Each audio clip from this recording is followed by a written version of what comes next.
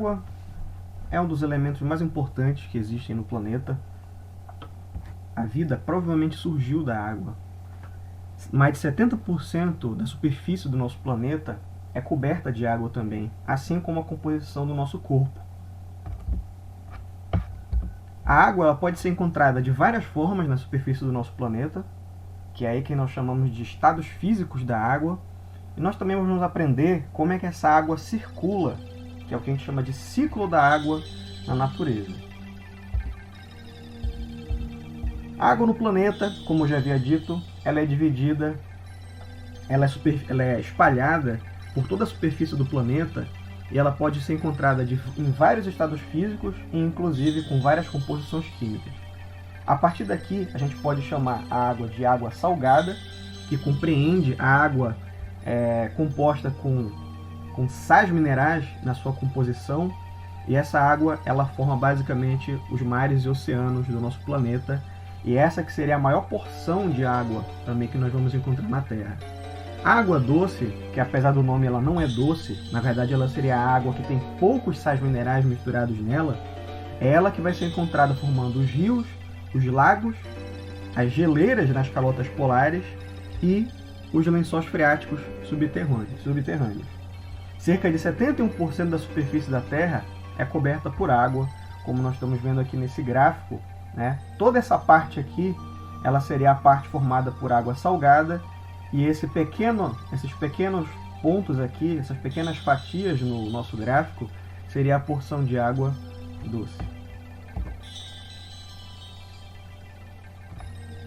Aqui seria a água salgada, né, que é a maior porção, a maior parte da água do nosso planeta é água salgada, que forma os mares e oceanos. Lembrando que essa água ela não é uma água própria para o consumo. A água doce no estado líquido, que é o que nós encontramos nos rios e lagos, é apenas 1% da água do nosso planeta e 2% está congelada no Polo Sul e no Polo Norte. A água ela pode ser encontrada basicamente em 3 estados físicos na natureza, que é o sólido, o líquido e o gasoso. O estado sólido você vai encontrar na forma de pedras de gelo, né? Na natureza você vai encontrar essas pedras de gelo, a água no estado sólido, em regiões frias, como por exemplo os polos da Terra, o Polo Sul e o Polo Norte, que é o que formam o que nós chamamos de calotas polares, que tem grandes quantidades de água doce congelada. Mas você também pode encontrar no seu dia a dia a água doce no congelador da sua casa, na sua geladeira. O primeiro estado físico da água, que é o sólido, né?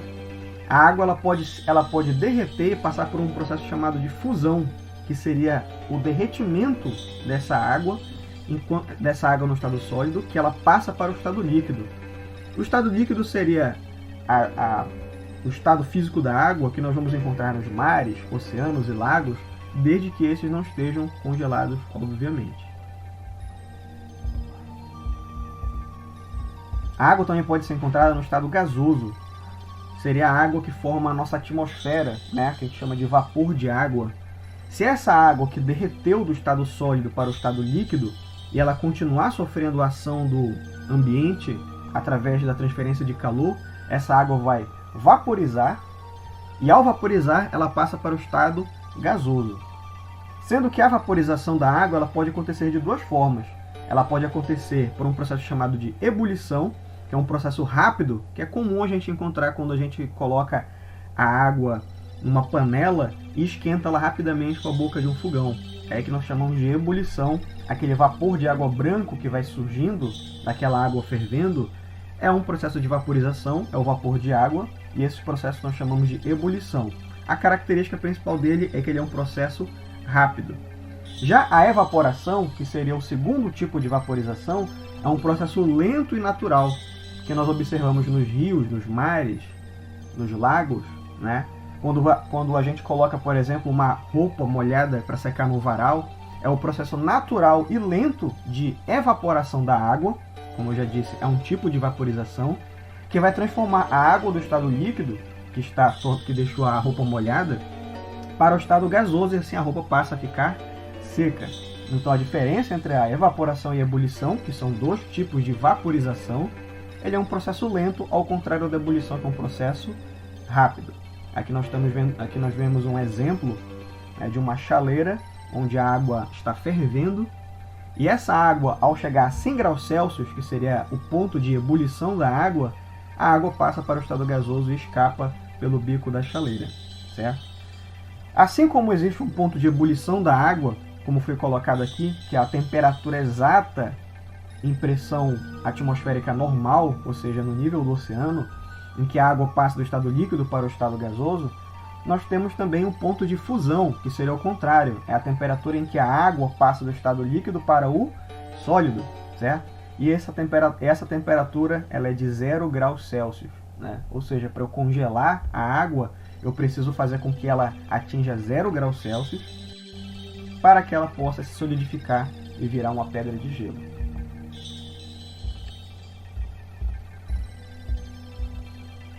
Aqui nós estamos vendo aqui um resumo, né, de todas essas transformações e dos 3 estados físicos da água.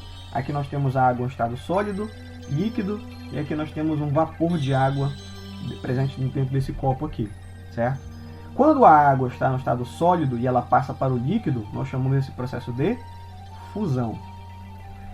Quando a água está no estado líquido e ela passa para o estado gasoso, nós chamamos esse processo de vaporização. E o caminho inverso, se a água estiver no estado gasoso e passar para o estado líquido, nós chamamos de condensação ou liquefação. Quer ver um exemplo de condensação ou liquefação que nós podemos ver tranquilamente no nosso dia a dia?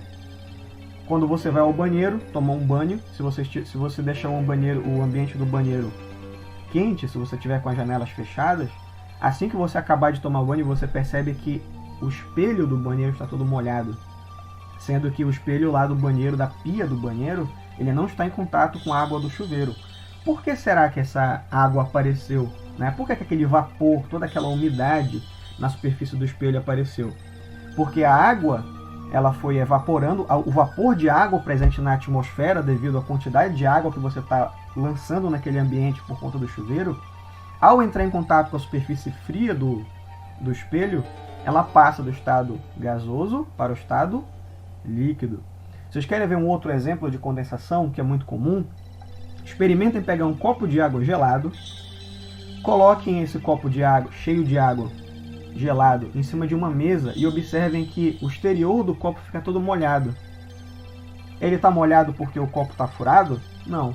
Ele está molhado porque o vapor de água presente na nossa atmosfera que está ao redor do copo, ele é resfriado pelo frio do copo. E ao ser resfriado, ele passa do estado gasoso para o estado líquido, certo? E o último processo seria o quê? Seria a passagem do estado líquido para o estado sólido, que nós chamamos de solidificação. Comumente você vai ver esse processo ao colocar água dentro de um congelador, certo? Nós temos também a sublimação do sólido para o estado gasoso. Como é que a gente vai observar a sublimação? A sublimação, um exemplo de sublimação, seria o gelo seco. É muito comum a gente ver nessas festas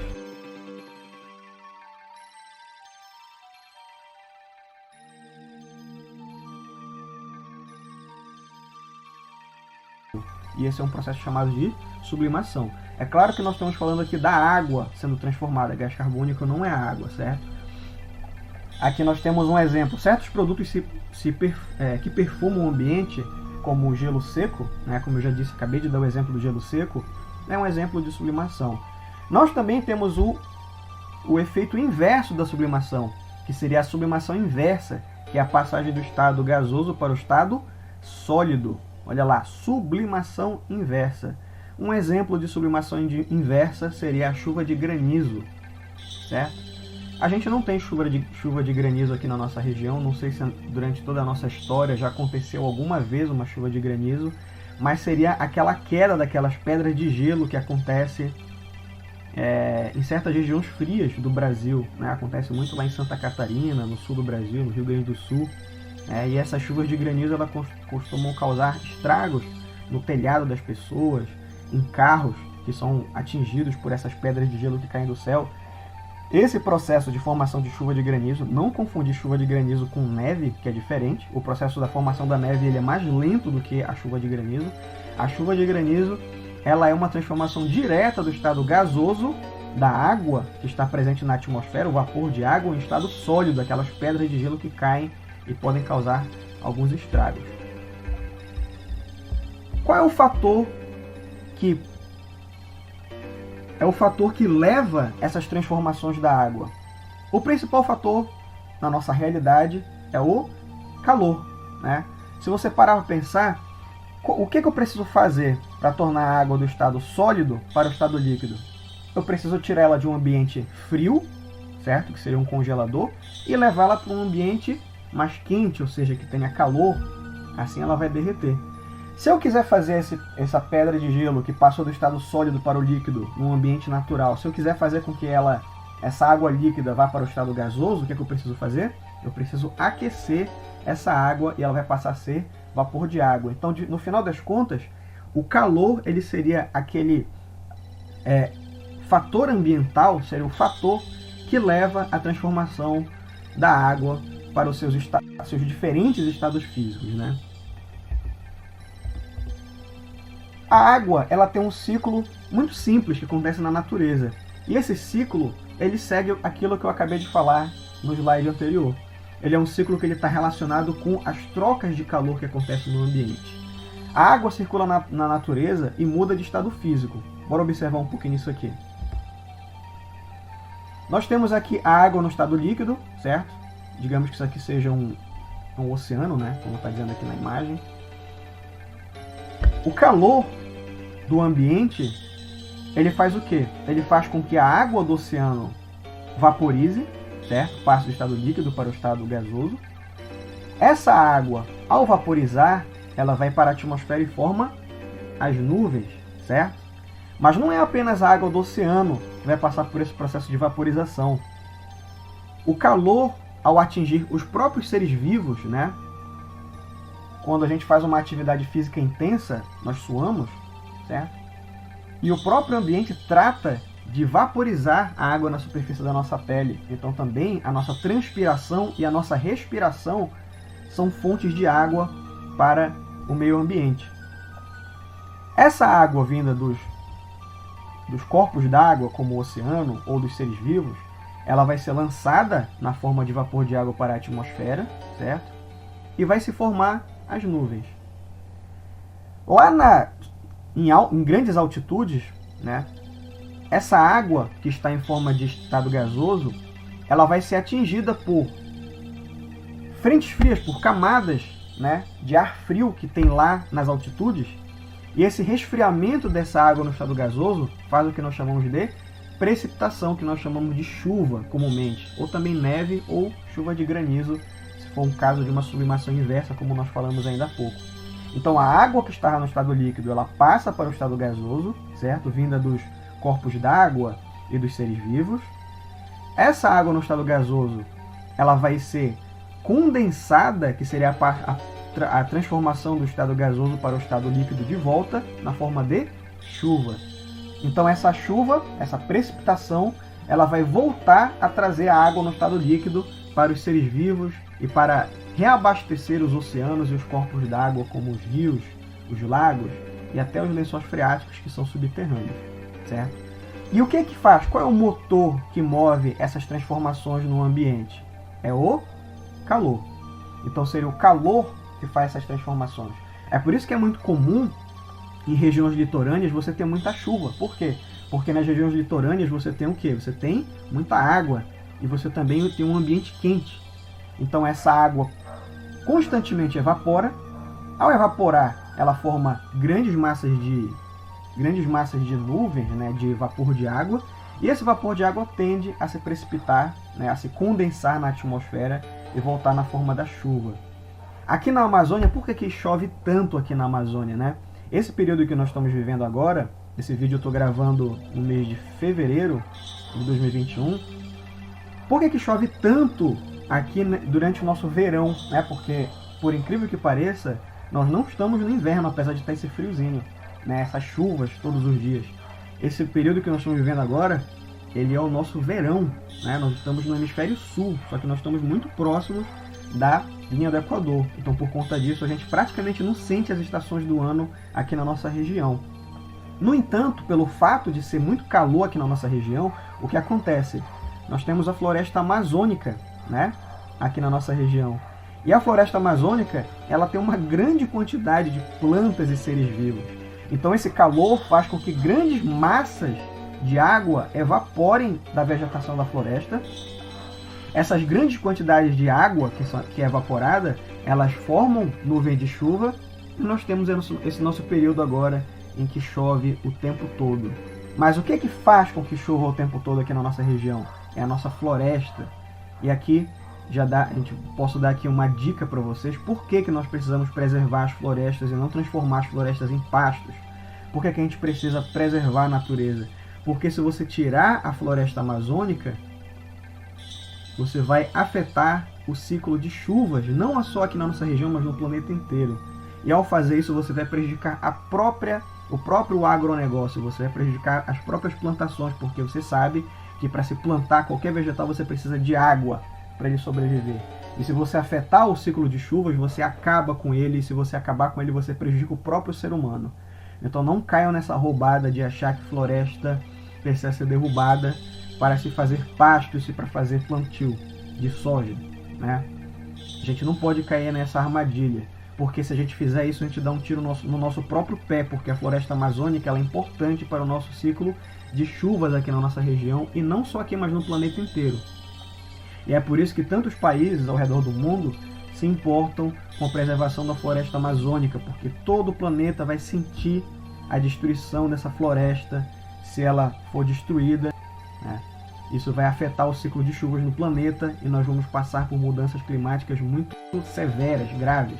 E a gente não pode deixar isso acontecer.